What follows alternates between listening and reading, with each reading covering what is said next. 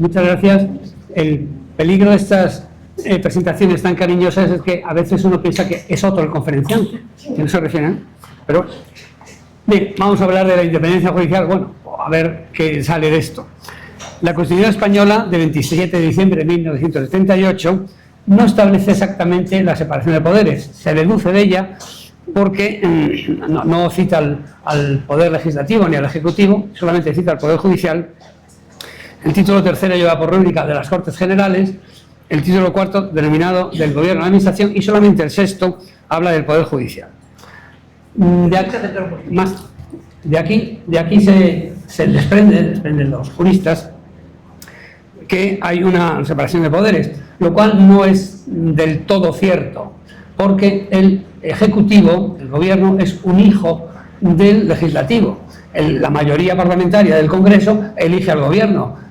Pues hombre, entre madre e hijo, efectivamente a veces hay roces, pero no hay grandes batallas normalmente. Por lo tanto, eso de que hay tres poderes es por lo menos discutible. Y esto ya lo dijo en 1989 en un artículo en el ABC el profesor López Rodón, que aparte de ministro, varias veces con el régimen de Franco, era catedrático de Derecho Administrativo. Artículo que, por cierto, fue muy comentado y que llevaba por título Poder Político y Poder Judicial, diciendo, bueno, en fin, mejor de lo que lo estoy diciendo yo, claro, que no era verdad eso de los tres poderes, que el Legislativo Gobierno era un poder, lo que he dicho, sí, sobre todo en los casos de mayoría absoluta en las Cortes, pues está claro que el Legislativo no va a hacer nada contrario a lo que quiera el Gobierno. Esto, la fuerza política del presidente del Gobierno, pues le lleva a ello. Y por lo tanto lo que hay es poder político y poder judicial. Pero esto no se dice, esto se solapa diciendo que hay tres poderes y tal, y se adorna mucho esto, cosa que en el sistema de la Ley Orgánica del Estado de 1967, en la época de Franco, decía: el sistema institucional del Estado español responde a los principios de unidad de poder y coordinación de funciones. Por lo menos no engañaban a nadie. O sea, aquí el poder es uno y se reparte. Y además era el sistema tradicional español vigente desde los Reyes Católicos, pongamos la fecha clásica de 1492, una fecha emblemática en la historia de España, hasta la Constitución de Cádiz de 1812, realmente hasta 1836, porque, como sabemos, la Constitución de Cádiz pues, estuvo vigente, fue derogada, volvió a estar vigente, en fin, mil trasigos. A mí, cuando era profesor, me gustaba reírme un poco de mis alumnos, porque ya bastante ellos se reían de mí, o sea que no hacía nada extraño, ¿no? Y entonces les decía que mi más ilustre colega en las tareas judiciales fue un señor que nunca existió. No me mires así. Nunca existió, señor que nunca existió, pero que sin embargo realizó muy bien sus tareas judiciales. Claro, los alumnos empezaban a pensar: este está desvariando, este ya está mayor, tal, bueno. Pues no estoy desvariando, porque este señor se llamaba Sancho Panza. Estaremos de acuerdo en que nunca existió, ¿o no? No lo digo porque como hay terraplanistas y tal, a lo mejor hay que... Bueno, pues Sancho Panza, en una de sus aventuras con aquel loco egregio que era su señor, Don Quijote, fueron un día para ir a Barcelona. Y entonces conocen allí a los duques, que eran unos bromistas de mucho cuidado, y le cuentan a Sancho que por fin aquello que Don Quijote le había puesto como señuelo: te vas a casar con la princesa Pirpindinda, o vas a ser emperador de no sé qué sitio, o a lo mejor eres gobernador de una ínsula. Y entonces le convence de que la ínsula Barataria va a ser gobernador él, y es una aldea, los aldeanos los habitantes son vasallos del duque y se prestan de buen grado a la broma, ¿no? Y, en fin, pasan mil peripecias, pero entre otras cosas celebra 5 o 6 juicios y con bastante sentido común. Hay que decir que Sancho Panza no sabía leer y escribir, era analfabeto. Pero era cristiano viejo, entonces eso era casi una carrera, ¿eh?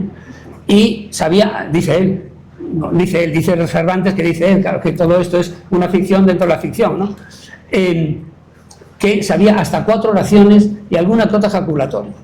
Y con eso resuelve los casos judiciales, el de la mujer honrada, el de las caperuzas, en fin, algunos, pues con bastante bien, con bastante sentido común. Pero claro, estamos hablando de un gobernador. Un gobernador, además, es juez. El delegado del gobierno de Madrid, que Dios confunda, ¿podría ser también presidente de la audiencia provincial? Entonces hay casos realmente curiosos. Por ejemplo, en una de las rebeliones del Perú, que hubo bastantes, los que se ponen al frente de las tropas para reprimir la rebelión de los pizarristas, los almagristas, es la Audiencia de Lima. Yo no veo a mis compañeros quitándose la toga y poniéndose con el florete, pero bueno, pero entonces era así. Había mil casos particulares, como es toda España, pero la idea que preside oficialmente hasta 1812, en la práctica hasta 1836, es que las mismas personas ejercían funciones distintas, pero tenían muy claro, eso es algo muy curioso, que se desprende muy bien de toda la literatura jurídica, tenían muy claro cuándo actuaban como gobernador y cuándo actuaban como juez. Eso es algo realmente muy notable. Pues así tenemos que eso de la unidad de poder, coordinación de funciones, realmente lo novedoso no es eso, lo novedoso es la separación de poderes. Eso nace con la Revolución Francesa y en España pues se establece ya con las constituciones a partir de la de 1812. En lo que aquí interesa el Poder Judicial, lo importante es su relación, a veces no fácil, a veces difícil, como por ejemplo los últimos años, con el bloque Cortes-Gobierno, Congreso-Gobierno, para ser exactos, porque el Senado está un poco más al margen.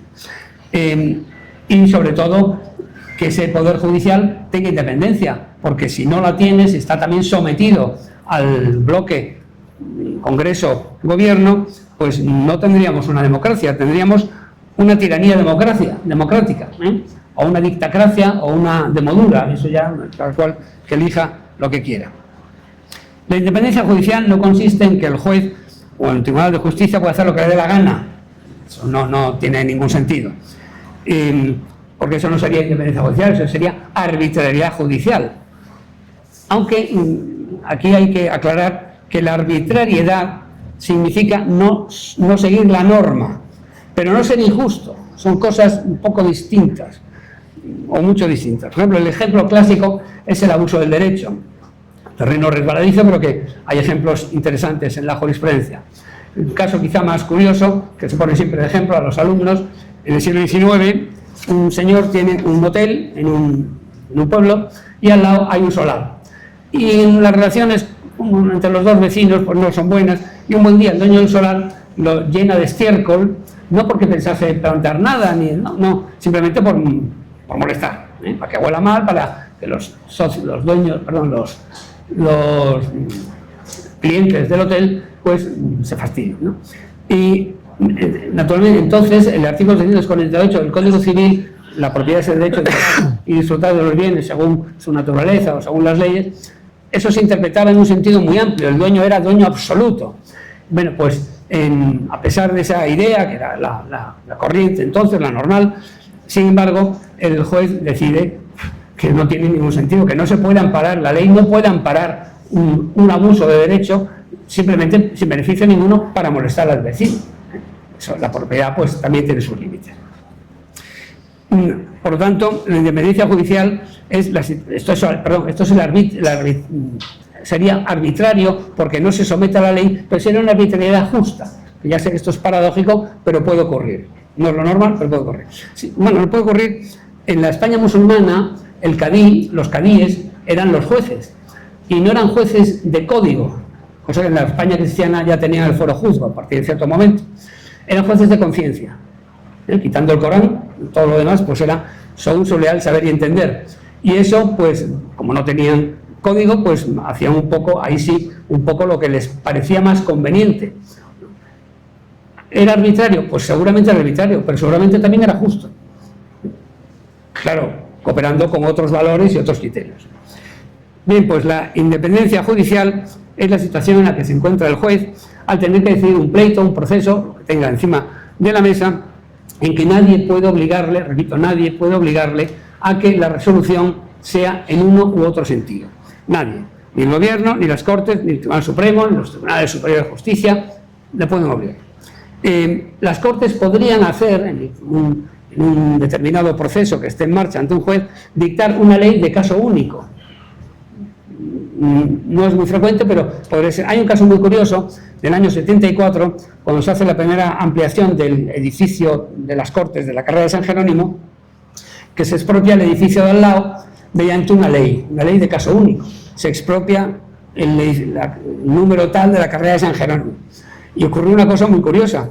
El expropiado tiene unas ciertas garantías, entre otras tiene un jurado provincial de expropiación que fija el justo y precio y puede recurrir. Pero como esto era una expropiación por ley, no podía recurrir al Tribunal Supremo, porque las leyes no se recurren, solamente en el caso del Constitucional, pero entonces además tampoco lo había. Lo que hizo las Cortes, no sé si a gusto de todos o no, fue fijar unas indemnizaciones generosas. Pero a lo mejor hubo alguien que dijo, a mí no me da la gana, por mucho dinero que me den, de marcharme del barrio toda la vida. Bueno, sin embargo, no hubo otra solución. Lo de la ley del caso único es una situación muy peculiar que no se repite continuamente. Pero, naturalmente, esta libertad del juez en la decisión, pues, no es libérrima, no es absoluta. El juez tiene que fallar conforme a derecho y tiene que explicar en la sentencia qué razonamientos, qué camino jurídico le lleva a una determinada conclusión, de acuerdo con las leyes, reglamentos y con la jurisprudencia del Tribunal Supremo. Y además, contra el fallo del juez, normalmente hay un recurso ante el Tribunal Superior, ante la Audiencia Provincial o, en su caso, ante el Tribunal Supremo. Por lo tanto, en fin, esa libertad fundamentalmente a lo que se dirige es a evitar presiones al juez. De ninguna manera puede un Tribunal Superior decirle, mira, en ese asunto tienes que... Tengo un caso, que eso lo viví yo, la juez de Marín tenía un pleito, una cosa debía ser testamentaria, porque yo nunca lo conocí exactamente, que en el que estaban en juego unos cuantas fábricas, era una herencia de un gran empresario. Había unos 500 y pico puestos de trabajo, que eso para Marín, para Pontevedra, pues es algo de notoria importancia. Y recibió una llamada del presidente del Tribunal Superior de Justicia de La Coruña, de Galicia. Y la llamada consistió en decirle, mira, haz lo que creas que tienes que hacer, pero hazlo pronto, porque hay 500 y pico puestos de trabajo, 500 y pico familias, que están pendientes de esto. Entonces, si la cosa se alarga y tal, se puede deteriorar, empiezan los bancos con los créditos, tal. Y dijo, sí, muy bien, muchas gracias, señor presidente. Esa fue la presión, entre comillas, que he visto yo ejercer en el único caso, no sé si ahora no me acuerdo de algún otro. Por lo tanto, lo de la independencia judicial es algo asumido personalmente por los jueces, y en este caso el presidente del Tribunal Superior de Justicia de Galicia, por cierto, todo un caballero y un gran jurista, se limitó a decirle, mira, en fin, abrevia en lo posible porque aquí hay mucha gente pendiente. Punto. Esa fue la presión. Quizá el caso más curioso de independencia judicial lo hemos tenido el pasado día 21 de febrero, no en España, sino en Estados Unidos, en que el Tribunal Supremo de Estados Unidos ha revocado una decisión del presidente Donald Trump de fijar aranceles 35% a determinados países, no solo como política comercial, sino también como política exterior. El Tribunal Supremo, que curiosamente está compuesto por 9 miembros, pero 6 habían sido nombrados por Trump en el anterior mandato, le ha revocado la decisión, le ha dicho que eso no lo podía hacer el presidente, solo tenía que hacer el Congreso y el Senado. No está mal. Ahí es un caso de una notable independencia judicial ejercida por los magistrados del Tribunal Supremo de Estados Unidos. Me gustaría, antes de seguir adelante, aclarar que ahora se habla mucho de los jueces y los fiscales, como si fuésemos todos en la misma cesta. Y no es así. Los jueces tienen independencia.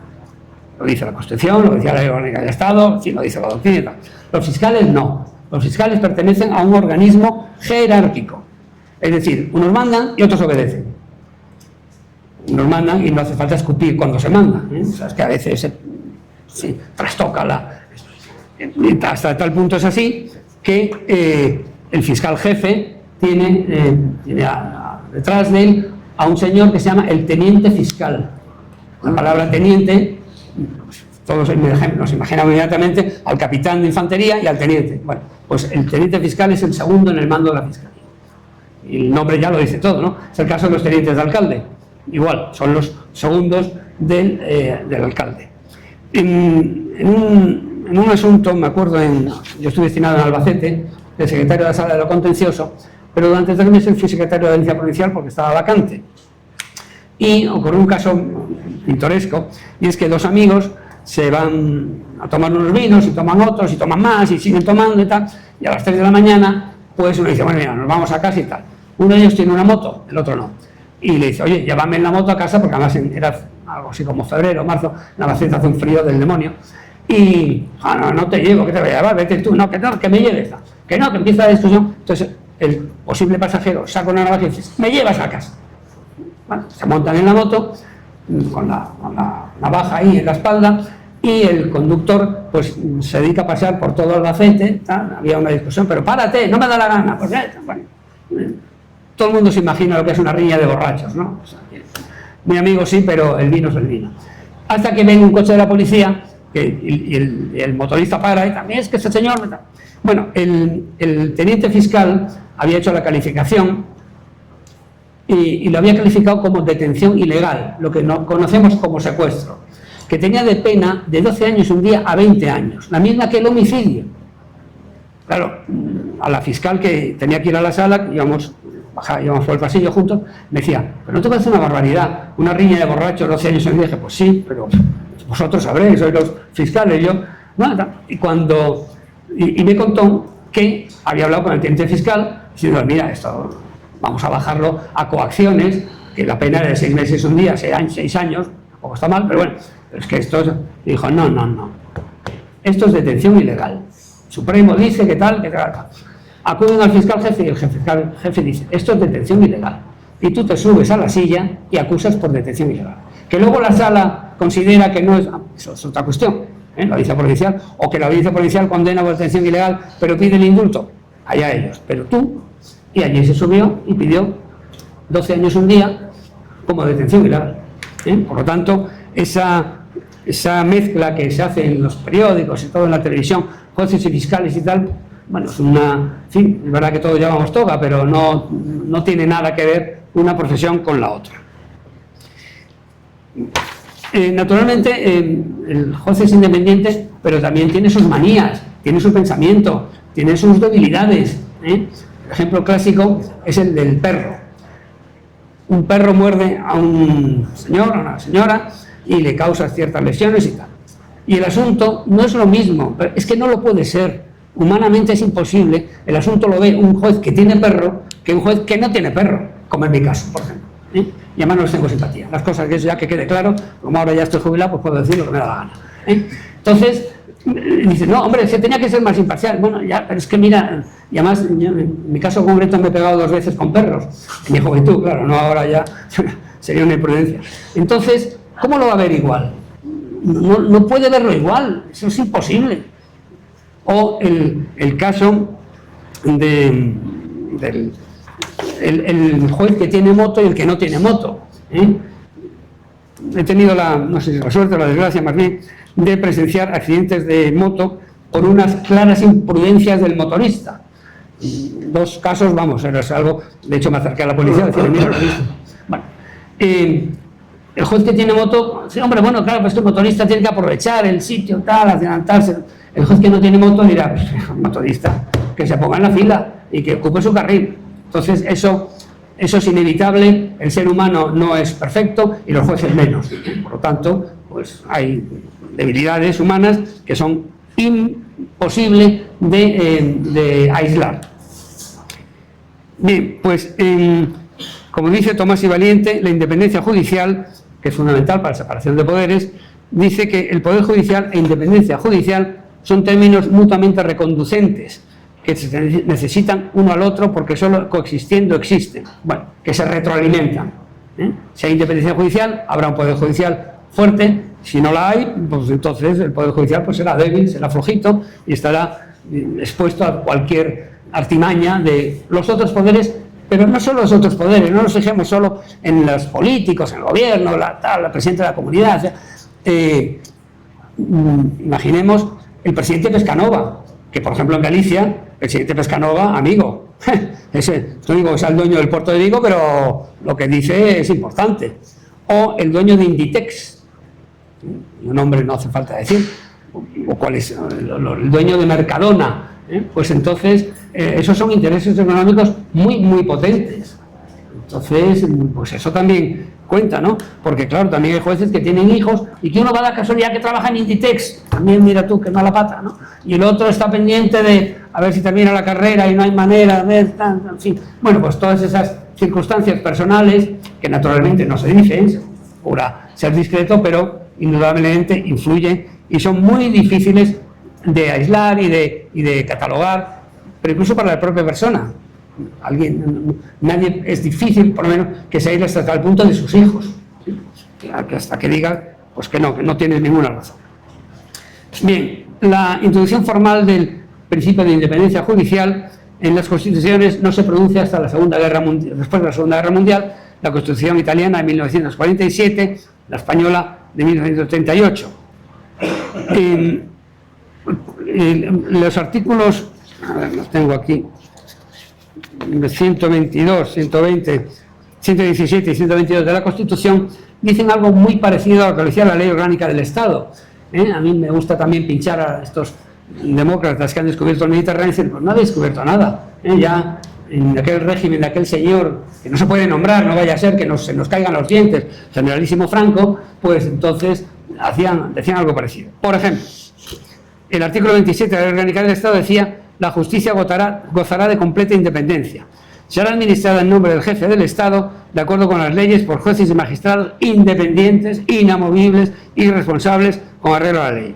Y el artículo 34 añade: los jueces y magistrados no podrán ser separados, trasladados ni jubilados, sino por alguna de las causas y con las garantías prescritas en las leyes. Si vamos a la Constitución actual, el artículo 117 dice: la justicia emana del pueblo y se administra en nombre del rey por jueces y magistrados integrantes del Poder Judicial, independientes, inamovibles, responsables y sometidos únicamente al imperio de la ley. Los jueces y magistrados no podrán ser separados, suspendidos, trasladados ni jubilados, sino por alguna de las causas y con las garantías previstas en la ley. Y, naturalmente, claro, se dice, no, bueno, pero la Ley Orgánica del Estado, eso no funcionaba, no era así, tal. Pues no estoy tan de acuerdo. Voy a relatar un caso que viví personalmente, que yo era muy joven, tenía 16 años, pero debió ser muy llamativo porque se me quedó grabado. En julio de 1969 salta lo que se llamó el caso Matesa. El caso Matesa era un señor muy avispado, don José María Vilarreyes, que por lo visto era encantador, era un personaje simpaticísimo, un don de gentes tremendo, que había fabricado un telar sin lanzadera, cosa que nunca supe lo que era, ni me importa, y que exportaba gran cantidad de ellos. Los exportaba, pero luego esos telares nadie los recogía. Y, por ejemplo, en el puerto del Callao había un informe del delegado comercial de España en Perú diciendo que allí había un montón de telares, que cada vez había más, porque no los recogían nadie, que se estaban pudriendo. Pero don José María Vilarreyes se beneficiaba de ayudas directas, metálicas, a la exportación, de subvenciones también, y de beneficios tributarios. Con lo cual, bueno, esto era una estafa piramidal, no sé, una bola de nieve que iba engordando, hasta que don Víctor Castro San Martín, general de artillería y director general de aduanas, y licenciado en matemáticas, que por lo visto tenía una clara visión para leer estadísticas, y se dio cuenta de que aquello era imposible, no se podía exportar tal cantidad. Entonces empezó a indagar, pide informes a los delegados comerciales y salta esto. Y ahí estaban involucrados, a título de negligencia, es decir, falta de vigilancia, el ministro de Comercio, el ministro de Hacienda y el que había sido ministro de Hacienda, que era gobernador del Banco de España.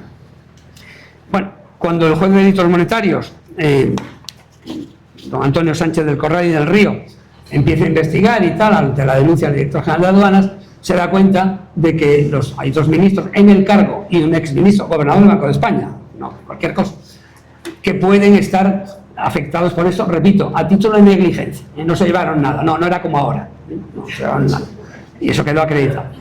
Pero claro, eso era un escándalo, no dejaba de ser un escándalo. Y entonces habló con el presidente del Supremo, don Francisco Ruiz Jarago, el cual entendió que tenía que ir a ver a su excelencia, al jefe del Estado, y contarle la historia. Parece que en la primera entrevista Franco le dijo que siga el juez de delitos monetarios. El juez de delitos monetarios sigue y ve que cada vez se acerca más a estos personajes y dice, en fin, yo no quiero aquí lanzarme sin paracaídas, bueno, vuelve otra vez al Tribunal Supremo a ver al presidente, que vuelve a su vez a ver a Franco y le dice: bien, esto se va a solucionar, dígale al juez de delitos monetarios que espere una semana. Y a la semana, el día 29 de octubre de 1969, cambió el gobierno. La mitad del gobierno se cesó, entre otros estos ministros, y nombraron a otros. Es decir, el juez de delitos monetarios obligó a un cambio de gobierno al generalísimo Franco. Si esto no es independencia judicial y separación de poderes, pues entonces solamente Dios Todopoderoso en su finita sabiduría sabe qué concepto es este, porque si no, pues no hay manera. Para terminar con la historieta, el señor Vilarreyes fue procesado y condenado, lo mismo que los exministros citados, pero luego todos ellos se beneficiaron de un indulto concedido por el jefe de Estado con motivo del 35 aniversario de su nombramiento como tal en Burgos en 1936. Pero, repito, un juez de delitos monetarios, que seguramente nadie sabía su nombre, y yo lo he sabido hace un año, una cosa así, pues obligó a un cambio de gobierno. Por lo tanto, si esto no es independencia judicial, pues ya nadie sabe lo que es. La independencia judicial requiere que los integrantes de la judicatura se nombren por criterios objetivos o por mecanismos garantistas. El nombramiento por concurso público, por oposición pública, donde no se pueda regalar la plaza. Necesita también independencia administrativa de la justicia. Los poderes políticos no pueden influir en la administración de la carrera judicial. También requiere algo muy importante, que es independencia económica. Claro, todos comemos todos los días y estamos acostumbrados a eso, y eso es importante. El presupuesto de la justicia debe ser elaborado por el Poder Judicial y añadido al presupuesto general del Estado, cuando lo hay, sin cambios. También implica que haya inexistencia de jerarquía entre jueces. O sea, una cuestión distinta es que el presidente del Tribunal Superior de Justicia de Galicia, por ejemplo, pues tenga una categoría y tenga un puesto oficial y se le rindan, en fin, los honores o las deferencias que le corresponden, y otra cosa es que pueda inmiscuirse en un pleito. No, mira, presidente, tú eres lo que quieres, pero el juez soy yo. Si te gustaría, y si no, oye, pues ya hay mecanismos para corregir esto, los recursos. En segundo lugar, también inamovilidad del cargo, porque claro, someter a un juez a un cambio cada 2 años, pues eso tiene su coste personal y seguramente doblega más de una voluntad, como es lógico y natural. Y, por tanto, no se les despide ni se les impone medidas disciplinarias, sino en expediente y con audiencia al interesado y con intervención del Ministerio Fiscal. Y no reciben instrucciones, solo se someten a la Constitución y las leyes conforme a ella. Naturalmente, esta independencia judicial tiene que tener su contrapeso, porque si no tendríamos, porque locos los hay en todos lados, también entre los jueces. Quizá menos, pero porque son pocos. No. Pero el asunto de la proporción seguramente es la misma. Entonces, pues, en fin, puede haber cosas curiosas, ¿no? Por lo pronto, tiene que haber un control, el control del juez en vía procesal. Pon la sentencia que te dé la gana, pero luego la audiencia provincial del Tribunal Superior va a poner otra, te va a corregir y te va a decir: se recuerda al señor magistrado tal, que la jurisprudencia, y eso sienta muy mal, eso además queda ahí escrito para toda la vida. O por ejemplo, no ha tenido en cuenta el ilustrísimo señor magistrado de tal, que la jurisprudencia dice claramente de forma, ese tipo de frases, pues son un correctivo importante. En segundo lugar, el control jerárquico. Se trata no de un control de la resolución, sino un control de la actividad del juez. Por ejemplo, el juez que es un vago, que los hay, pues, oiga, usted no pega golpe, tiene ahí 200 sentencias para poner, lleva 2 años y sigue usted tan ricamente, esto se ha acabado, expediente disciplinario, y ahí sí se le puede imponer la sanción de separación del servicio o de cambio de destino. Olvídate. Es que yo he visto algún caso de eso, de un juez que este hombre ha perdido la cabeza o qué, pues hay gente que tenía 200 sentencias. Lo curioso del asunto es que vivía tranquilamente. Eso yo no hubiese vivido, pero hay gente para todo. Bueno, y finalmente, que el órgano de gobierno de los jueces, que no es un órgano jurisdiccional, no es un tribunal, Consejo General del Poder Judicial no es un órgano jurisdiccional, no puede dictar sentencias, ni modificarlas, ni revocarlas, pero en cambio sí puede ascender a un magistrado, abrirle un expediente disciplinario, concederle una condecoración, en fin, todo ese tipo de cosas, pues tiene que ser elegido de la forma también más independiente, menos proclive a la interferencia de los otros poderes. Lo cual en España, pues la Constitución dice que con el artículo 122, párrafo 3, el Consejo General del Poder Judicial estará integrado por el presidente del Tribunal Supremo, que lo presidirá, y por 20 miembros nombrados por el Rey por un periodo de 5 años.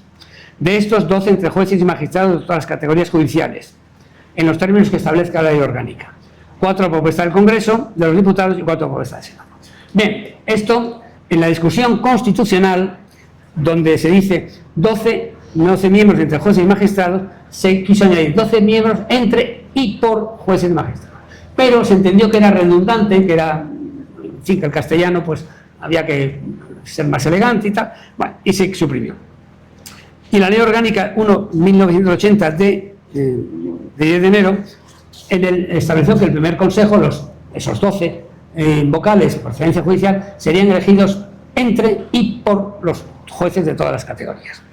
Ah, amigo, pero claro, eso dio lugar a un consejo díscolo, un consejo poco proclive a la obediencia. Por cierto, presidido por un personaje al cual quiero rendir mi particular homenaje, don Federico Carlos Sainz de Robles, un eximio magistrado, ya fallecido. Pero claro, como era un consejo, si no era díscolo, podía serlo. Pues Felipe González, que hoy parece que es un estadista, ¿sí? Parece que es una mezcla de Richelieu y Metternich. Claro, la verdad es que en el país de los ciegos el tuerto rey, ¿no? Entonces, pues ante lo que ha venido después, de la morralla que ha venido después, pues claro, tenemos que está en una mezcla de Winston Churchill, no sé quién más. Bueno, pues Felipe González consiguió la aprobación, tenía una mayoría tremenda en las Cortes, 202 diputados, perdón, en el Congreso, 202 diputados, con lo cual pues podía hacer lo que le diese la gana. La ley orgánica del Poder Judicial de 1 de julio de 1985 cambia el sistema. Dice, los 12 vocales de procedencia judicial elegidos entre jueces y magistrados, pero no por jueces y magistrados. ¿Dónde vamos a parar? ¿Qué liberalismo es este? Serán elegidos por el Congreso y por el Senado. Y eso pues sigue así en la actualidad, lo cual pues nos lleva a una cosa. Primero, para ser candidato al Consejo, cosa que yo nunca lo he sido, ni tengo interés, y ya me da igual, pues hace falta, por lo pronto, no ser un juez incómodo. No digo que haya que ser un juez acomodaticio, pero por lo menos no ser incómodo.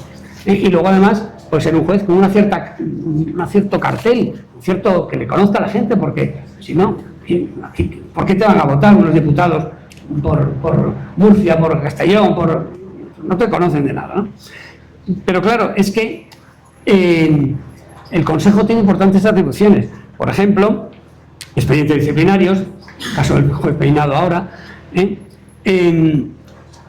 los ascensos, claro, los ascensos, ser presidente de la audiencia provincial, ahora en Madrid ser presidente del Tribunal Superior de Justicia, bueno, pues aquí está el gobierno, el rey, la princesa, pero ser presidente de la audiencia provincial de Pontevedra, que yo lo he visto 7 años, eso tiene su encanto, ¿eh? Eso de ir a la brigada de infantería el día de la patrona y tal, y que te sienten en un sitio estupendo. Una vez al año iba, ahora dice no, el rey a la escuela naval, a entrega de despachos, y te sienten en un sitio también muy cerquita de su majestad y tal. Bueno, pues eso tiene su aquel, las cosas como son, y a la gente le gusta, y por otro lado es muy humano y muy normal, y por otro lado alguien tiene que hacerlo, ¿eh? Además. Entonces, pues digo eso, pues quizás es el caso que más conozco, ¿no? Pero bueno, hay otras, pues muchos presidentes de audiencia y de Tribunal Superior tienen vivienda, que la gente dice que se piensa que siempre que es un privilegio. No siempre, porque, por ejemplo, el presidente de la Audiencia Territorial de Albacete era un hombre de Albacete, tenía allí su casa, tal, y cuando era presidente, ya me muevo, me quedo en mi casa, que estoy a 10 minutos, tal.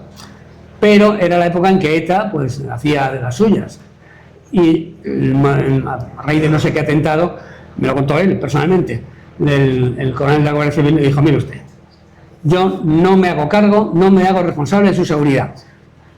mientras usted se dedique a ir todos los días, mañana y tarde, este paseo, porque además me dicen, hay que cambiar de itinerario. Bueno, ya, pero tengo que salir de mi casa y volver a mi casa. No, no es tan fácil cambiar de itinerario. Pues entonces yo no puedo. Entonces dijo, tiene usted que vivir en el Palacio de Justicia. Y ahí, hombre, todo es posible, ¿no? Pero en fin, ahí será más fácil. Bien, pero el cierre del sistema, aquí es donde viene el fallo. Porque yo quisiera transmitir la idea de que por regla general, en fin, habrá excepciones, los jueces españoles son independientes, no se dejan influir conscientemente, ¿eh? Inconscientemente, claro, el día que uno le duele la cabeza o los niños han llorado por la noche, pues ese día dice, ahora me viene este tío aquí con esta gilipollez y tal, fuera, se acabó. Eso es humano y natural, pero conscientemente en general son independientes. Y además eso creo que es algo asumido. Ahora bien, el cierre del sistema, por un lado, el Consejo del Poder Judicial, ya hemos visto que no es tan independiente, a lo mejor luego sí lo es, pero pudiera no serlo, y ya basta esa mera sospecha para que no cree cierta desconfianza. Pero el problema no viene ahí, el problema viene en el Tribunal Constitucional. El Tribunal Constitucional se nombra 4 miembros por el Congreso de los Diputados, 4 por el Senado, 2 por el Gobierno y 2 por el Consejo General del Poder Judicial. Si el partido ganador de las elecciones tiene un poco de habilidad sumado a la torpeza del otro partido político, pues pasa lo que está pasando ahora, que todas las votaciones son 7 contra 5. Y entonces pues se han dado casos absolutamente insólitos y escandalosos, como que a los mandantes del ERE de Andalucía, que dilapidaron ni más ni menos que 600 millones de euros, que no sé eso lo que ocupa, ¿eh? Una habitación entera como aquella de Atahualpa hasta la mano de oro y tal. ¿Bien? O la amnistía a los condenados por el golpe de 2017, pues lo han considerado, bueno, que no tiene importancia, lo han admitido. Bueno, pues claro, ¿por qué puede ser eso? Pues porque 7 magistrados son la voz de su amo y votan pues siempre.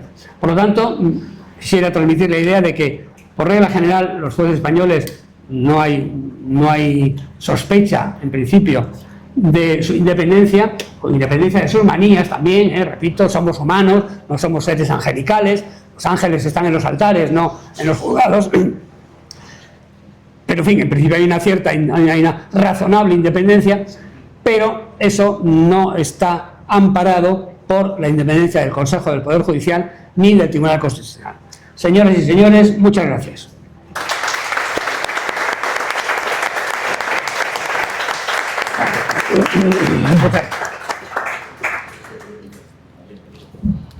Pues la gracias de con nosotros a ti. Bueno, ha sido absoluta amena. Bueno.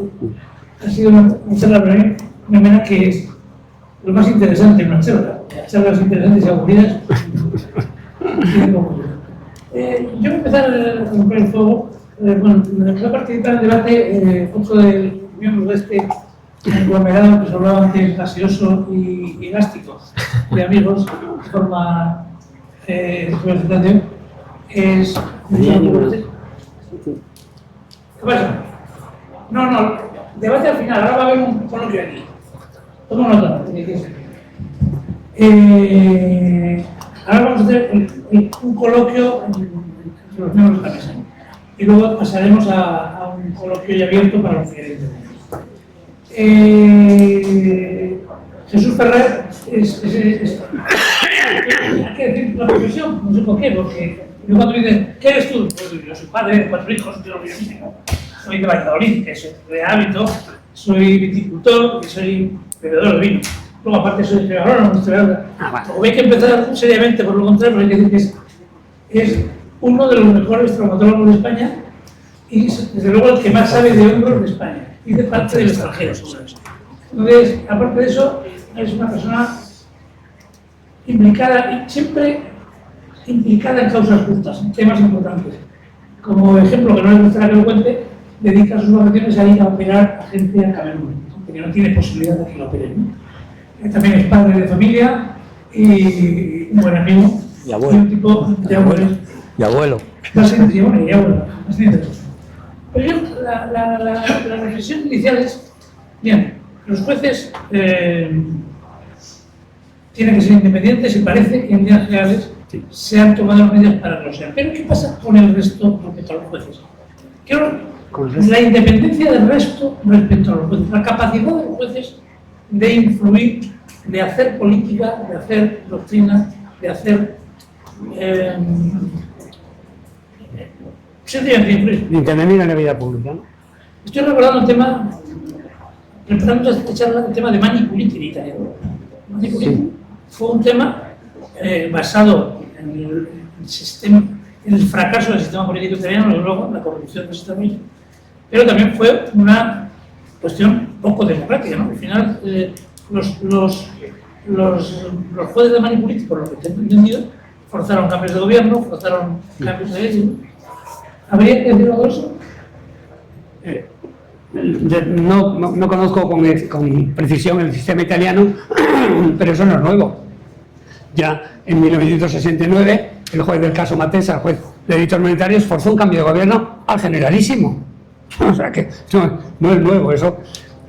La tentación de intervenir en la política. Hombre, yo creo que a través de una sentencia, un auto, la intervención en la política tiene que ser casos muy contados,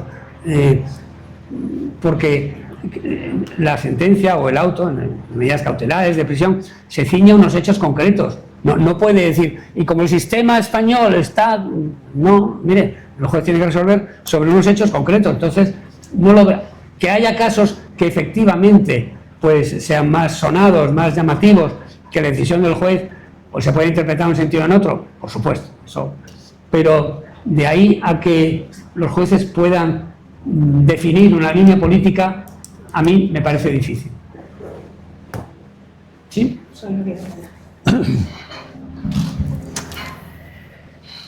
A mí me ha llamado mucho la atención cuando has estado hablando de la monarquía hispánica antigua, en donde el poder político y el poder judicial era el mismo.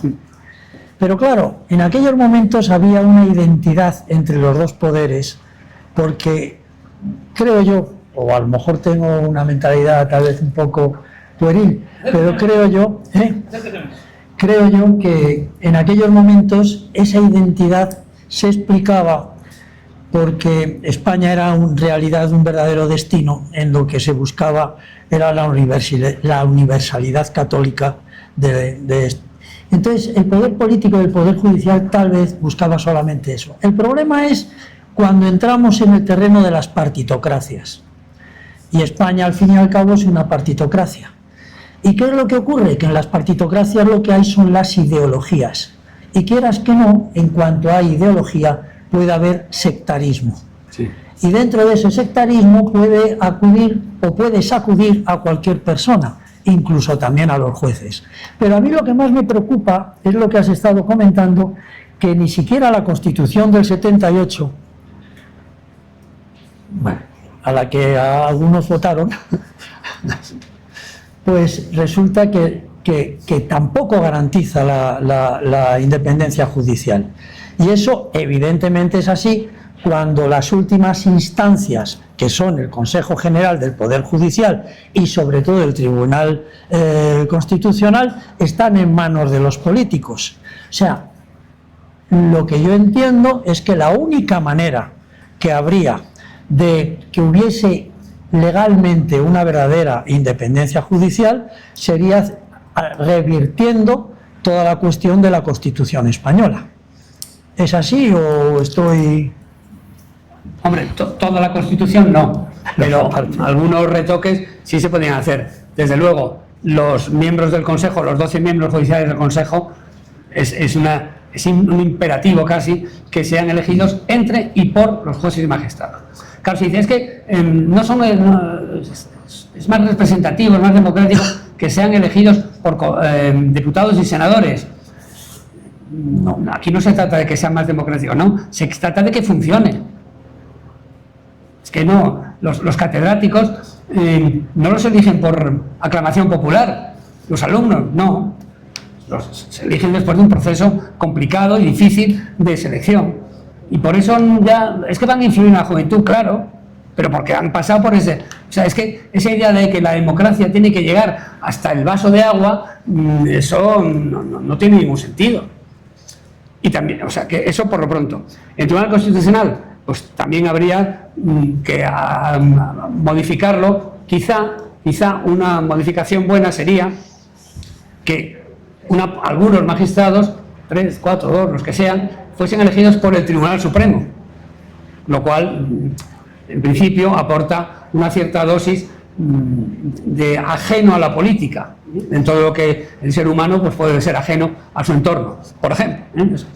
Pero, bueno, esto de momento es así y no tiene solución, ni está en nuestras manos de momento hacer esa solución. Pero yo creo que hay que empezar a hablar de eso y ya se empieza a hablar porque es la única manera de que de aquí a unos años pues esto cambie, ¿no?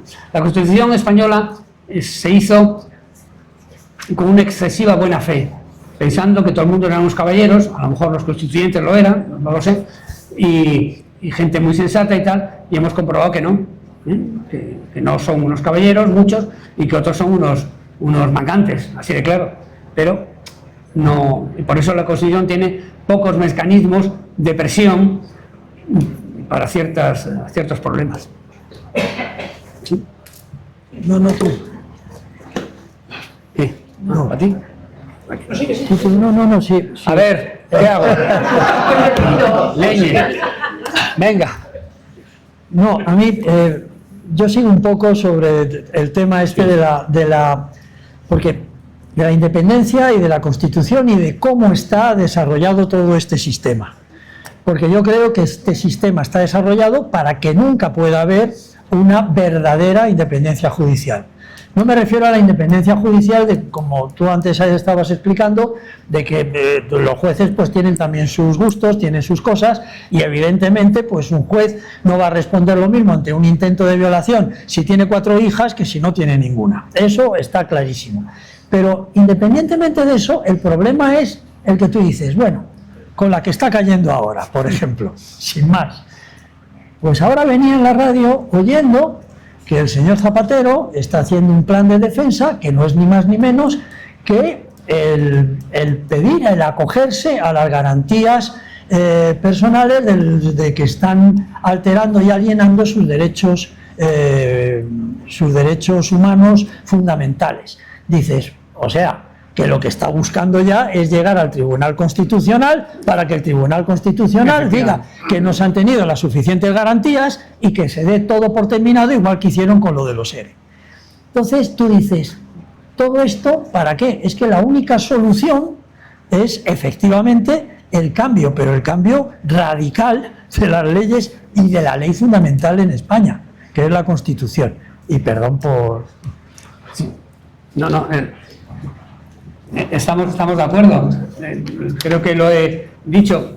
Creo que hay independencia judicial entre los jueces, digamos, normales y corrientes, pero hay un fallo grave en el Consejo del Poder Judicial y en el Tribunal Constitucional. Y eso, pues, no tiene remedio fácil, de momento.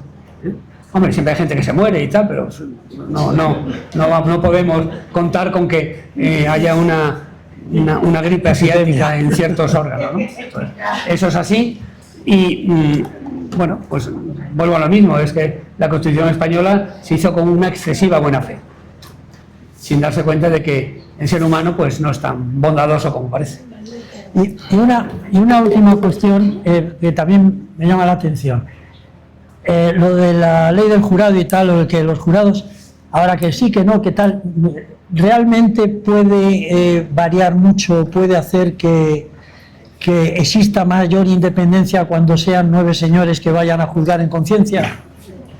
Porque yo, entre que me juzguen 9 señores que no tienen ni idea de la cuestión de lo que son las leyes, etcétera, o que me juzguen 3 señores que teóricamente saben un montón sobre eso, pues no sé yo muy bien quién preferiría que me juzgase. Si soy inocente, el jurado. Esa cuestión, cuando la ley del jurado tardó muchos años en España en salir adelante, hasta los años 95, 96, no me acuerdo, por ahí. No tenía un precedente muy malo, que era el jurado en la República, como decía un amigo de mi padre, en la fatídica república, que sirvió muchas veces para satisfacer venganzas personales. Entonces era un tema que se prefirió dejar tranquilamente porque todavía había gente que recordaba casos de eso, ¿no? Esto, bueno, luego, una vez instaurado el jurado, pues se ha comprobado que no son tan insensatos ni tan estrafalarios, ¿no? Son bastante normales y que establecen lo que tiene que establecer, que no es exactamente la sentencia, creo que es un juicio es que yo no estaba, hace muchísimos años que no estoy en penal, y además cuando estuve en penal en Pontevedra nunca tuve un jurado. Entonces, pues se ha comprobado que los jurados no son ni más estrictos ni menos estrictos que los jueces de carrera. Ha sido algo que nadie sabía muy bien que iba a pasar, y sin embargo, pues, por ejemplo, ha servido para, en lo posible, reprimir el delito de incendio. Porque el delito de incendio es algo que, en el caso de Galicia y de Soria y de otros sitios, afecta mucho a la gente, es algo que se lleva muy personal. Mucha gente tiene pinares, o tiene parientes que tienen pinares, tienen eucaliptos, y eso el jurado lo ha reprimido mucho. Nadie sabía muy bien qué iba a pasar. O sea que yo creo que el jurado no ha sido ni malo ni bueno, ha sido otra forma de ver la justicia. En el mundo anglosajón está perfectamente admitido. No hay... El juez lo manda al jurado y se desentiende por completo. No, por completo. En fin, en ese punto. Yo creo que no ha sido mala cosa. Aunque ya digo que hubo muchísima discusión sobre el jurado, sí, no, pero creo que no ha dado un mal resultado. Yo creo que ya... Pues algún último comentario antes de pasar al debate abierto. La justicia tiene muchas dimensiones y evidentemente es influyente en nuestra vida. ¿Quién no ha tenido un pleito? ¿Quién no ha rompido una casa? ¿Quién no ha tenido una operación de coches? ¿Quién no ha tenido, como en nuestro caso, conseguir la tutoría de mi suegra? Y pasar los años y años sin que el juez dictaminase, mientras el óbito de mi pobre suegra se acercaba y dice, bueno, cuando este señor dice sentencia, mi suegra se ha muerto. Gracias a Dios no sigue así. Pero esa lentitud de la justicia no contamina un poco la justicia, no determina una especie de injusticia, ¿no? Sí, claro. Y por lo tanto, por delante, mi duda es eso también condiciona la independencia del juez, porque en último extremo el juez no está solo condicionado por un poder misterioso, sino por las circunstancias que atañen al desempeño de su trabajo, ¿no? Todas esas cuestiones pueden contribuir a que su sentencia, su eficacia, o por lo menos su equilibrio, no sea el adecuado cuando tiene que estar sometido a determinadas presiones que no son de tipo político. Ya, claro.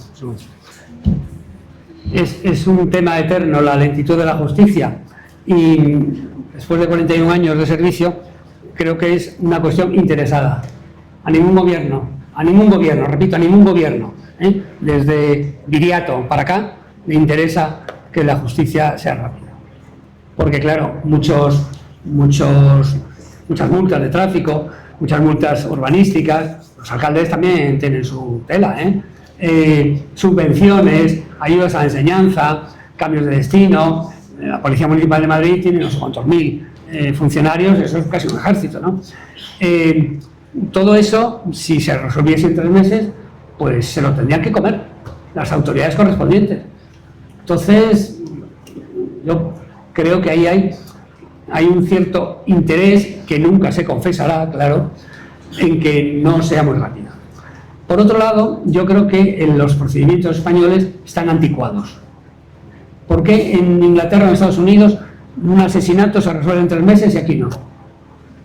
Porque hay que enjuiciar a uno, hay que nombrar al abogado de oficio, hay que volver a citar a los testigos en la fase de instrucción, Entonces, no vamos a copiar el sistema anglosajón, porque eso, digamos, pertenece a la idiosincrasia de esos pueblos, pero seguramente se puede hacer algo.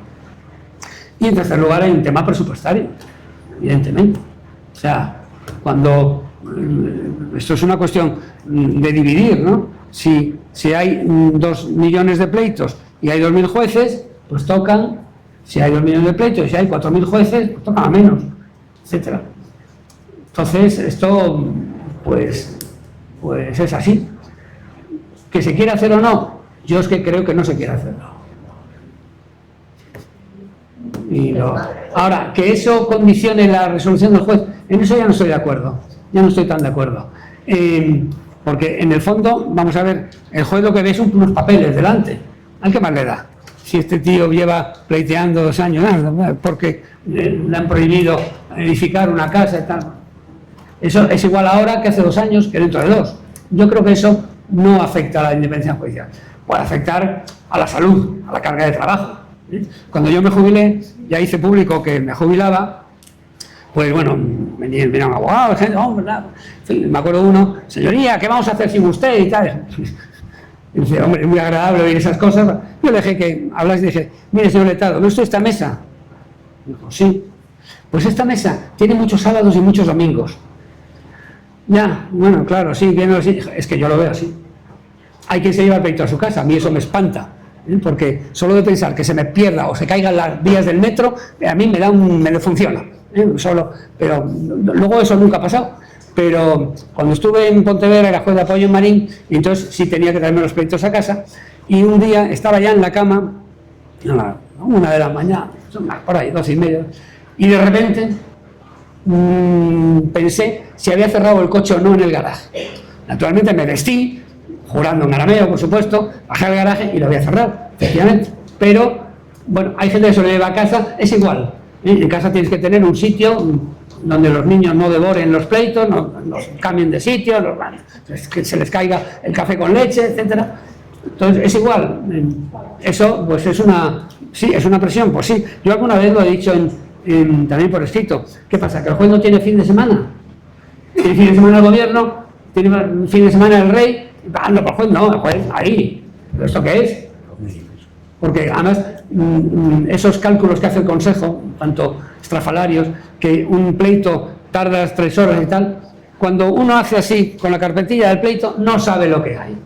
Dice una multa de tráfico, bueno, resulta que es que el señor tenía una tarjeta de la hora, y entonces la puso o no la puso no sé qué tal. Amigo, entonces ya la cosa no es tan automática. Entonces, y como digo eso, pues bueno, hay pleitos. Uno de los últimos sentencias que puse yo era una concesión administrativa de autobuses, porque está pasando una cosa con los pueblos de Madrid y los pueblos de mucha España, que es que si antes entre, por ejemplo, La Coruña y Ferrol había 20 autobuses diarios, que los había, ahora hay 8. ¿Por qué hay 8? Pues porque la gente no lo usa. La gente tiene coche, tiene un amigo que tiene coche, tiene tal. Entonces, pero el servicio hay que mantenerlo, porque hay quien no tiene coche. Y los vecinos, por ejemplo, no me acuerdo qué era, creo que era un pueblo que se llama Cenicientos, que es el último de la provincia de Madrid, algo de transporte tienen que tener. Yo no digo cada media hora, evidentemente, pero bueno, pues ese pleito, ahí lo que se jugaban eran 2 millones de euros, que es una cantidad para la empresa contratista, que era una empresa modesta, no era la REA y tal, pues eso era un dineral, y ahí había que echarle horas y ver una cosa antipática y complicada, que es las cláusulas. Entonces, ahora que porque sea muy importante el pleito, porque afecte, o porque lleve ya 1 año y pico o 2 en tramitación, eso afecta a la independencia judicial, pues personalmente creo que no. Bien, solo tenemos un micrófono. Y ahí, levantar la mano los que queréis hablar, tenemos 20 minutos para hablar. En casos sucintos, les pido 5 manos, me parece. En casos sucintos, comentar lo más posible para que pueda hablar con más cantidad de gente posible, porque luego nos iremos a la cerveza y yo quiero tener tiempo a las cervezas. A ver, tenéis que hablar, y no venís a quejar la pregunta. La primera era la cámara. Ahora, Santo, bien. Hola. Estaba el Mario que algunos organismos que habéis citado, pues el Poder Judicial, el Tribunal Constitucional, se ha convertido en un tribunal de casación, no tienen la independencia que deberían de tener. Pero yo me voy a referir al juez de a pie, que para mí entender también provoca que esa politización y esa falta de dependencia, esa falta de independencia, se promueva desde abajo, que son las asociaciones de jueces.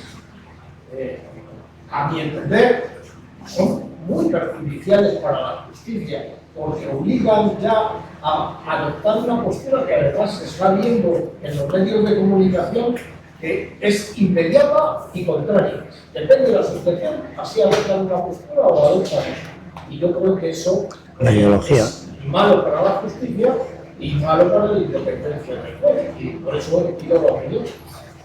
Pues yo creo que la existencia de las asociaciones judiciales no es ni buena ni mala. Es buena en el sentido de que si tienes un problema, una experiencia disciplinaria y tal, como ha sido mi caso en algún, pues te dice, mira, el abogado del procurador te lo pagamos, lo cual ya es una tranquilidad, porque dice, encima además de que me van a dar un susto, encima me va a costar un riñón, por ejemplo. Y yo creo que tienen una buena cosa, es que opinan y los medios de comunicación les dan cancha sobre los proyectos de ley, por ejemplo, cosa que a un juez particular pues no va a llamar, ¿no? ¿Que afecta a la independencia judicial? Yo creo que no. Yo creo que la asociación puede opinar, en mi experiencia, lo que yo he visto, la asociación puede opinar una cosa y un juez particular opinar otra. En mi experiencia. Me acuerdo de un caso, un gran amigo mío, que era de Jueces para la Democracia, pero que se opuso a la reforma de la ley orgánica del Poder Judicial. Se opuso rotundamente y tal y cual, y de momento no pasó nada. Cierto es que muchos pensamos que ese compañero debía estar en el Supremo y no llegó. Pero bueno, no llegó por eso o por otras cosas. Eso ya es imposible. Por eso. Antón Riestra. Iba a hacer 3 preguntas cortas. La primera la ha hecho Diego. Bueno, si tú te lo considerarías saludable prohibir las asociaciones políticas Asociaciones judiciales. Bueno, las asociaciones judiciales, es decir, como lo está en la milicia, porque claro, que son cuerpos de funcionarios del Estado que se dedican a temas tan delicados que debería de estar absolutamente fuera de ahí las opiniones políticas. Otra cosa es que ellos pertenezcan a un partido o lo que fuera, eso me da igual. Pero las asociaciones políticas de jueces, para opinar de política como jueces, me parece, bueno, me parece mal, pero como lo has contestado, no te quiero nada. Mi segunda pregunta es, ¿crees que cuando un tribunal como el Tribunal Constitucional se atribuye facultades que lindan con la inconstitucionalidad de todo lo que se está tomando, pueden ser sujetos de ser denunciados por prevaricación? Y mi tercera pregunta, se me está olvidando. No, cosas de la edad. Mira, te voy a contestar esta. De hecho, ha habido denuncias y nadie descarta que pudiese haber una querella contra los magistrados del Tribunal Constitucional. Hombre, vamos a ver, es un tema difícil de articular, porque hasta qué punto, oiga, no, es que yo dicto esta sentencia porque opino esto. Entonces... Ahí es muy fácil hacerlo, ¿A quién? Ya. Claro, pero eso no se hace así por las bravas, eso se viste un muñeco, de manera que luego pues no es tan fácil llevarlo al Tribunal de Justicia de la Unión Europea, por ejemplo, ¿no? O sea, no son tan bárbaros como a decir, esto se hace así porque lo digo yo. Entonces... Tercera pregunta. Sí. ¿No crees que se debería prohibir a un juez que ha sido ministro volver a la judicatura inmediatamente, que debería tenerse como mínimo un tiempo de 5 años sin que pueda ejercer cargo político? Y lo digo que no sin entrar en que el Estado le pague en su sueldo correspondiente. Yo no digo que no. Pero lo que no puede ser es volver a la judicatura a mi juicio. Eso se ha hablado mucho y bueno, sí, tampoco sé muy bien si eso sería efectivo o no, ¿no? Pero bueno, el caso más llamativo fue el de Garzón, Garzón iba a nombrar ministro, Felipe González, luego lo nombró y se rebotó y arremetió contra todo lo que pudo dentro de lo que... Porque no olvidemos que el juez tiene un pleito delante y no se puede dedicar a hacer otras cosas. El pleito le condiciona, el pleito es una valla, es un límite. Entonces, dentro del pleito, que bueno, pues sí, hay pleitos que se prestan más y otros que se prestan menos. Pero tenía que haber un... Que vuelva Marlaska a juzgar. ¿A qué? A mí no me gustaría leer a Marlaska juzgando. A mí tampoco. La pregunta es la pregunta. Tenemos tiempo para entrar en el diálogo. La imagen es... Vale, nada más. Adelante, ¿más? Sí. Muy Dice un nombre que no me acuerdo. José. José. ¿Se me oye? Sí, sí. Oh, Nosotros sí, ¿verdad? No creo. Rita. últimamente vengo oyendo en relación a la posibilidad de cambiar la Constitución, que se dice, bueno, porque hay una serie de requisitos, el famoso 2 tercios, etcétera, etcétera. Pero se dice que hay un artículo, que si no recuerdo mal, que es el número 2, que blinda de alguna manera el resto de la Constitución, pero que no se blinda a sí mismo. Y entonces lo que se viene diciendo es que cambiando el artículo 2, de alguna manera abres entonces la posibilidad de cambiar cualquier otro artículo de la Constitución. No tengo aquí la Constitución y no sé más o menos lo que dice el artículo 2, que habla de la unidad de España y tal, ¿no? Y de las autonomías. No sé hasta qué punto eso puede, si cambias el artículo 2, puedes ya cambiar el resto de la Constitución.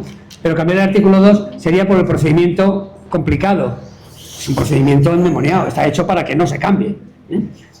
Entonces, porque tiene que tomar un acuerdo por mayoría de 2 tercios el Congreso, por mayoría de 2 tercios el Senado, disolver las Cortes, que las nuevas Cortes lo tomen en consideración, también por las mayorías, y un referéndum nacional. Es una cosa diabólica. Entonces, pero bueno, que pudiera darse, pero no sé hasta qué punto... Es que a lo mejor me estoy confundiendo de artículo. Bueno, es entonces... el artículo a lo mejor que habla precisamente de las condiciones para cambiar el resto. No sé cuál es. 160. Perdón que intervenga. El problema no está en la Constitución, en la indefinición de la Constitución. Sí. Aunque una cosa que sí, que deriva un problema fundamental a una ley posterior, hace una indefinición absoluta, ¿no? Que permita cualquier aberración. Vamos a dedicar el año que viene un par de charlas a hablar de la Constitución. Os derivo a esas charlas porque pues, hay muchas cosas para la Constitución. Mercedes y Tomás, no sé cuál le va a abrir las manos. Yo sí voy a usar el micrófono porque si no, a mí no se me oye. Volviendo un poco a lo que se ha planteado con el tema del Tribunal Constitucional. En teoría, el Tribunal Constitucional puede estar construido por magistrados que no sean juristas. O sea, pueden ser personas de conocimiento, un eminente médico maravilloso que sepa. Bueno, quiero decir que no. Catedráticos, abogados del Estado, notarios, pero que no requiere que sean magistrados. No. Con lo cual ya tenemos ahí un pequeño problema de manipulación política clara. Y tiene 2 funciones básicas el Tribunal Constitucional, que es la revisión de la constitucionalidad de las leyes y la de la defensa de los derechos fundamentales. Lo que hemos estado viendo últimamente con esa revisión como Tribunal de Casación de lo que decide el Supremo, que sí está perfectamente definido como Tribunal de Última Instancia, claramente, en la ley judicial, ¿eso no condicionaría la independencia del propio Tribunal Supremo a la hora de poder decir sus sentencias en función de a ver qué me va a decir ahora el Constitucional? Hombre, no sé. Como sí. Nuevo Tribunal de Casación, que ahora mismo, en última instancia. Supongo que... Pues lo están abriendo. Claro, supongo que habrá magistrados del Tribunal Supremo que digan, oye, esto no lo va a tumbar el Constitucional. Supongo que habrá magistrados del Tribunal Supremo que antes de poner sentencia digan, pues a lo mejor esto no lo tumba el Constitucional, pero no creo que eso les arredre. Si lo tumba el Constitucional, allá el Constitucional. Pero yo la sentencia que pongo y que firmo es la que yo quiero, no la que a lo mejor le parece, por lo menos en la experiencia. Mira, a la audiencia provincial le va a parecer no le va a parecer, bueno, pues ¿qué les parece? Y me ocurre un asunto en que absolvía a un policía, que era una cosa un poco absurda, habían detenido a un chico, pero el chico había dicho que era otro, tal, al final lo llama al comisario y resulta que no, que cuando se identifica era otro, dice, ¿por qué este tío dice que es otro? Bueno, bien. Y volviendo ya a mi casa con el fiscal, me dije, a este lo he absuelto y veremos si a quién le toca, en la Agencia Policial de Pontevedra, a la sección primera, segunda, tercera, cuarta, tal. Igual me dijo, mira, el fiscal me dijo, mira, tú has cumplido con tu deber. Si la sección segunda, cuarta, la tercera dice otra cosa, pues allá ellos. Pero tú lo que vas a firmar es esto. Pues firma lo que tú quieras. No. Entonces yo no creo que el Tribunal Supremo diga, es que como el Tribunal Constitucional nos va a decir tal, pues que lo diga, allá ellos. No está interfiriendo. No creo. Hombre, además, el Magistrado Supremo lleva ya muchos años, mucha tralla, y está en un nivel que, bueno, pues se le puede influir, claro, se le puede influir, pero no es tan fácil, ¿no? Es como influir a un teniente general. Hombre, pues sí, claro. ¿Para con qué? ¿Con que le van a hacer que más doblemente teniente general? No es tan fácil, ¿no? Por ejemplo, había... Se me había pasado Pedro, Pedro y Tomás, creo que ya no hay ninguna pregunta, ¿no? Bueno, última pregunta de la señora. Pedro, Tomás, ¿temas? Regina. Pedro, algo. Bueno, una cosa muy rápida. Has dicho antes una exposición que la usa mucho de la etapa antigua monárquica, de cómo estaba todo unido la justicia con la ley, ¿no? Pero, y con el gobierno. Hay una cosa que yo creo que nos causa realmente un gran escándalo a los ciudadanos, y es la politización. Es una cosa evidente que en esta parte, como tú has dicho, hay una politización ineludible de todos los estamentos. Yo creo completamente en la independencia de los jueces de base. Creo que eso es una cosa general.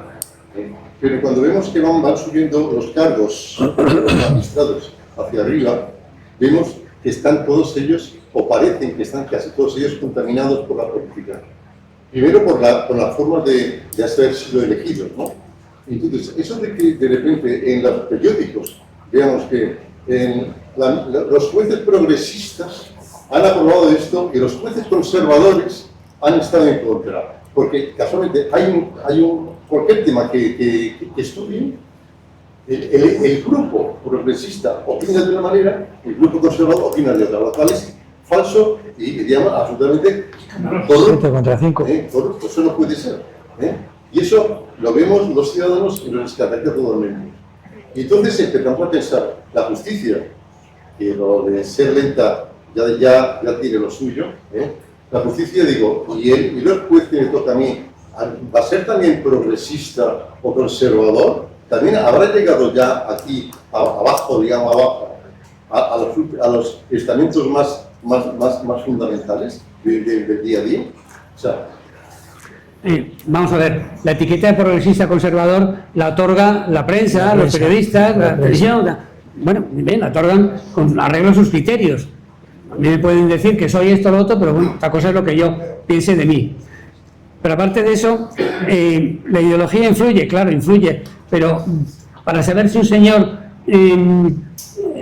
se ha excedido en una altura, en una construcción, ser de izquierdas o de derechas, no sé muy bien qué puede influir, ¿no? O para determinar si la partición de herencia está bien hecha porque un hermano estaba mejorado en el testamento, ya se puede ser del color que sea, que el código lo dice, ¿no? El Código Civil. Yo creo que una cosa es que se opine de que tal ley, por ejemplo, tal proyecto de ley, pues es los jueces conservadores, que dicen los periódicos que son conservadores, opinan esto, los progresistas opinan lo otro, y otra cosa es que a la hora de poner una sentencia, eso venga a cuento, ¿no? Porque no es tan fácil meter si ha habido un robo con fuerza o ha habido un robo con intimidación, porque los testigos dicen que allí que sacó una navaja y empezó a empujar y tal, pues eso es robo con intimidación, ¿no? Da igual que lo diga un conservador que lo diga un progresista, o sea, no hay. Entonces yo creo que una cosa es la proyección pública de las asociaciones de jueces, que efectivamente pues, pueden ser lo que quieran, y otra cosa es el trabajo diario del pleito que tienes delante. Ahí yo creo que puede ocurrir, sí, efectivamente, que digas, pues yo soy contrario a la concesión administrativa, que ya hay que tenerlos cuadrados, ¿no?, para ser contrario a la concesión administrativa. ¿Por qué? Porque soy de izquierda. Bueno, déjate de chorradas. El contrato que dice. Tomás. Sí. Perdón. Buenas noches, muchísimas gracias por su exposición. Mi De pregunta nada. es, como jurista, si conoce qué argumentación jurídica esgrimió la fiscal jefe cuando le da la orden al fiscal anticorrupción en el reciente A Luzón. juicio Luzón para que no se aplique a Víctor Aldama la revisión de pena, siendo un criterio doctrinal uniforme que al imputado que es arrepiente hay que aplicarle ese beneficio. Es decir, en este caso el fiscal podría una grave contradicción, puesto que las alegaciones sí que manifestó, eso es un uniforme que se suele aplicar y que debe aplicarlo, y sin embargo la fiscal Constitución no lo solicita por la ley superior. Es decir, ¿puede el fiscal en este caso de corrupción, ante la falta de una argumentación jurídica de su fiscal general, decir no obedezco esta orden? No sé si hay argumentación por parte de la señora Peramato en la orden a Luzón. No sé si la hay, pero no tiene que haberla. ¿Es fiscal jefe? Es que por eso a mí no me gusta nada de jueces y fiscales. ¿Pero qué demonios es todo jueces y fiscales? ¿Y médicos y arquitectos? ¿Por qué no van en el mismo saco? Uno. No, es que no tiene nada que ver. ¿De quién depende la No sé si había fiscalía? argumentación Pues o eso. no, pero es que no tiene que haberla. Oye, Luzón, no hagas esto. Ya está, se ha acabado. Ya, pero Que puede vestirlo, puede decirle, mira, porque tal, porque guata, pero al final le dirá, esto se hace así. Soy el fiscal general del Estado y esto se hace así. Que Luzón luego claro, Luzón dice, bueno, me lo han mandado y obedezco, pero que sepas que no opino igual. Si queréis decidir ahora en la cerveza, Regina. Pues yo simplemente quería preguntarle qué opina sobre el acceso a la carrera por el tercer y cuarto turno. Pues mire, yo soy del cuarto turno, para empezar. Vamos a ver, eso ahí sí que eso se ha sacado de madre. Yo he conocido muchos jueces sustitutos. En Madrid no los hay, porque a Madrid quiere venir mucha gente, ¿no? Pero en Galicia sí, porque claro, ser juez de Bande, que no sabe usted dónde está, ¿verdad? ¿Sabe usted dónde está Bande? ¿O Cialanova? Tampoco. ¿Y Porriño? Bueno, pues a esos sitios no quiere nadie. Pontevedra. A esos sitios no quiere nadie, entonces hay que tirar de jueces sustitutos. Jueces sustitutos, que son licenciados en Derecho, que han sacado adelante juzgados que estaban hundidos por jueces de carrera. Y eso lo tengo que decir. Con independencia de que sea del cuarto turno o del quinto, da igual. Entonces, no se puede hacer. No, los jueces del cuarto turno son todos. A raíz de eso tuve una pequeña. Un rifirrafe por escrito con un magistrado del Supremo. Porque claro, él arremetía siempre con los jueces del cuarto turno y daba la casualidad de que los tres jueces que en ese momento estaban procesados eran de la carrera judicial, esa especie de mirlo blanco, descendientes de la pata del Cid, pues que también es mala pata, que venga uno del cuarto turno a dar aquí. Entonces, y yo he conocido a jueces sustitutos que han estado años, porque a Porriño no quiere nadie, o a Banda, a Celanova, bueno, he ido todavía, Ribadeo está muy lejos, es una gran ciudad. A Villalba, la tierra de don Manuel Fraga, a Villalba, menudo jaleo. Entonces, han estado años y años sacando sus juzgados adelante y creo que tienen que tener una compensación. Naturalmente, no porque ha estado 10 años, no. Vamos a ver, ¿qué ha hecho? ¿Qué no ha hecho? Ha metido la pata en cosas graves, en tal, pero eso lo sabe perfectamente la sala de gobierno de cada tribunal superior. Entonces yo, a priori, no veo que eso esté mal, al contrario. Es gente, el juzgado de Marín, en el que yo estuve de juez de apoyo. El juez anterior, cuyo nombre no voy a decir, pero me dan ganas, se marchó dejando una cosa horrorosa. Llegó una juez sustituta y se puso a trabajar. Pero claro, se puso a trabajar, pero aquello era... En el juzgado de Marín había dos sumarios, uno con 24 presos preventivos y otro con 26. Narcotráfico, claro. Todo eso da un trabajo tremendo. Entonces, bueno, yo pedí ese juzgado y llevaba la parte civil, porque es que la pobre mujer no podía. Bueno, pues esa chica sacó adelante el juzgado de Marín y luego sacó adelante el juzgado de La Estrada y luego sacó adelante otro juzgado más. Ingresó por el cuarto turno. Me parece, vamos, merecidísimos. Entonces, esa es mi opinión. Bueno, primero un aplauso, me parece que se merece la opinión. Muchas gracias. Muchas gracias. Un aplauso mío que he venido. Muchas gracias por vuestra participación.